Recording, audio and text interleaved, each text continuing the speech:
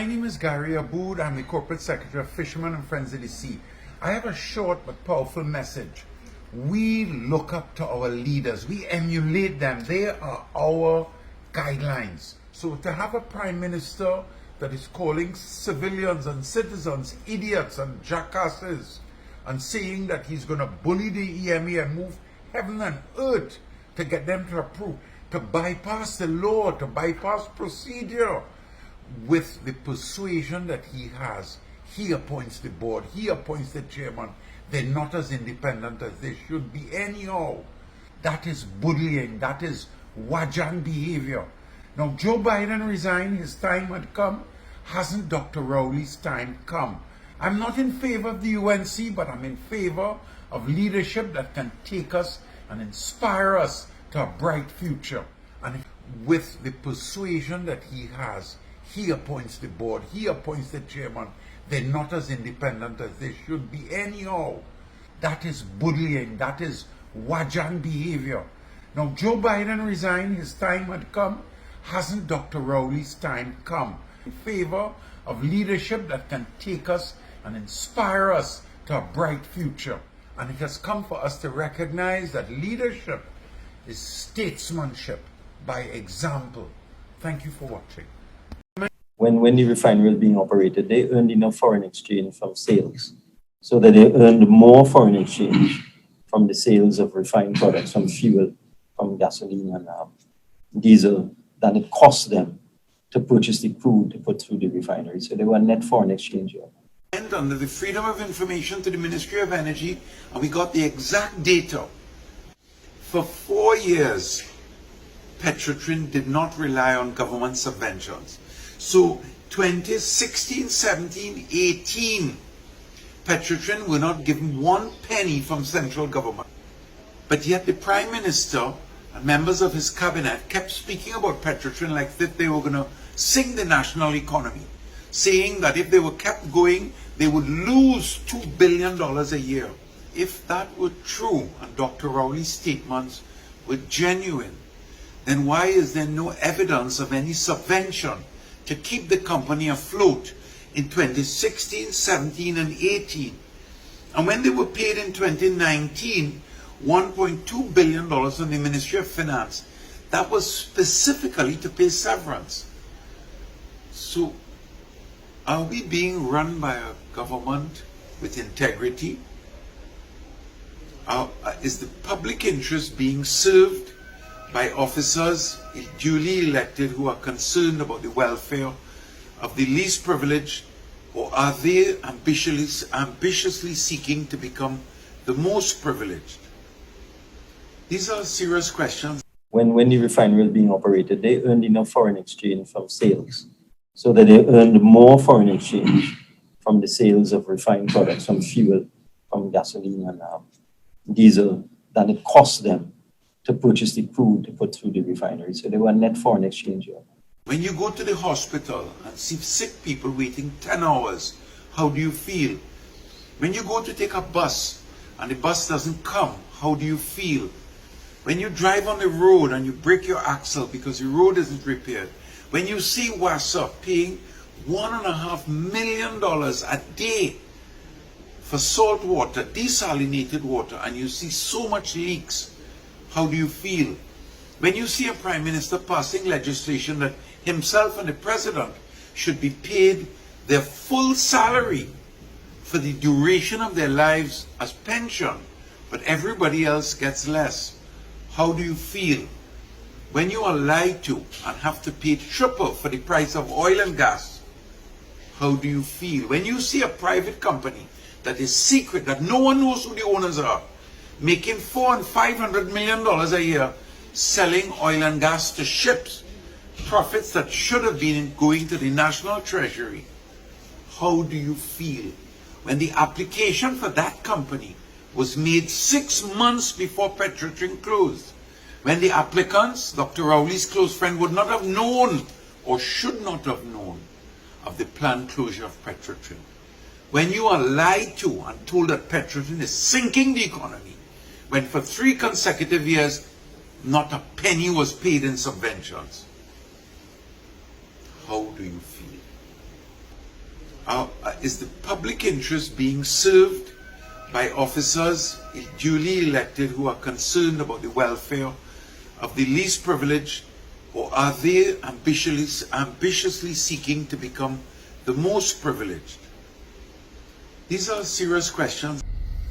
I also own a private company which I built from scratch. 30 years ago we started, and today it's a prominent contributor in many areas of national development.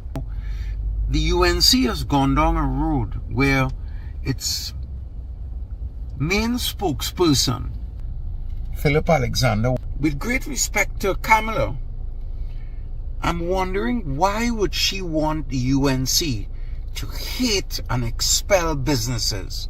Plenty people who are millionaires in Trinidad, and we have a place here and we have a contribution to make. Now, if Kamala wants to divide the Africans and the Indians and spread hate amongst them and divide them even further, then maybe she should be part of the labas and the dustbin and a cesspit. But don't take all the good people in the UNC and drag them down a road where they want to hate each other. Philip Alexander, he's a Syrian like myself. Because he didn't make a success of his life, he wants to destroy people that have worked 12 and 14 hours a day to make theirs. Is that what the UNC stands for? For a man that called the leader a drunk and a whore should now be waving a flag conveniently? Could you imagine Mr. Alexander as the Minister of Finance or the Minister of Works? Where does his excellence come from? What has he contributed to national development that the yellows, the UNC, should grab onto him and make him the mouthpiece of the party? Philip Alexander, I don't have no alliance to anybody. I am looking for love and peace, for unity and for national development that could help all people. Where does Philip come into this? Don't you see what is happening to the UNC? As it stands now, I'll tell you with great respect, I would be willing to work with anybody to fight the UNC so that this nonsense that Kamala is promoting is cut in the bud and she is kept out of Parliament for life. Just for what has happened with Mr. Alexander and what he has said in the past 2 weeks is enough grounds that nobody should vote for the UNC. Let's shut them down because they are spreading hate and division, attacking national development. Extra foods came from nowhere. Pennywise came from nowhere.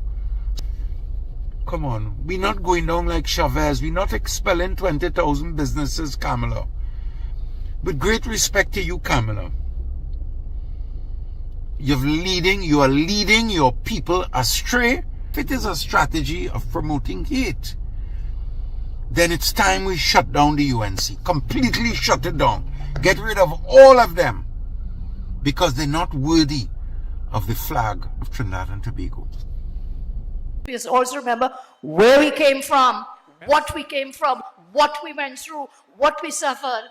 And in 1995, the UNC slogan was, if you do the crime, you will do the... Remember that? If you do the crime, you will do the time.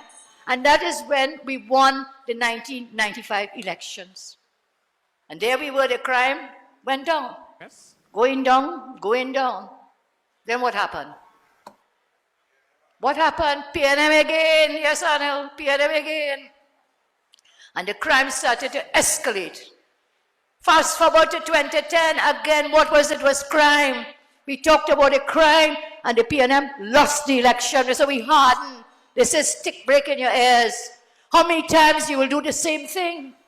So after 2020 come to 2015, what has happened? Crime rises every day. Rudy told us, not one day without a murder. We had an anti-crime meeting last Monday in Morva Lavanti. We got about 200 persons turn up at that anti-crime talk. 200.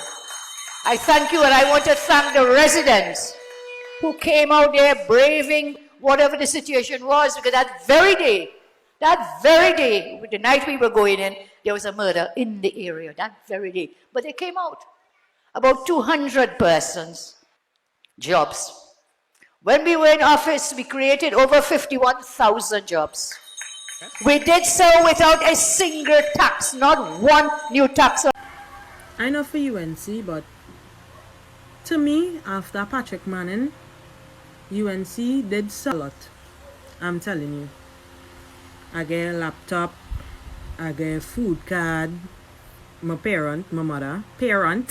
mother, got assistance with certain things. She was helping people with down to Pennywise. Who could remember Kamala giving out cards for single parents to go and get Pampers and milk? Who could remember that? Boy, Ole Kamala had the potential. We need more than what Rowley is dishing out right now. Right about now, the businessmen and the Syrian men and all these men is more important rather than the citizens of Trinidad and Tobago. We need somebody for the citizens of Trinidad and Tobago, and that is Kamala. Good day, everyone. I'm very happy to join you on this Christmas Day to wish you a very blessed, very happy Christmas as you open up your hearts and your minds to share love on this day. The child Christ brought love into the world and gave us hope.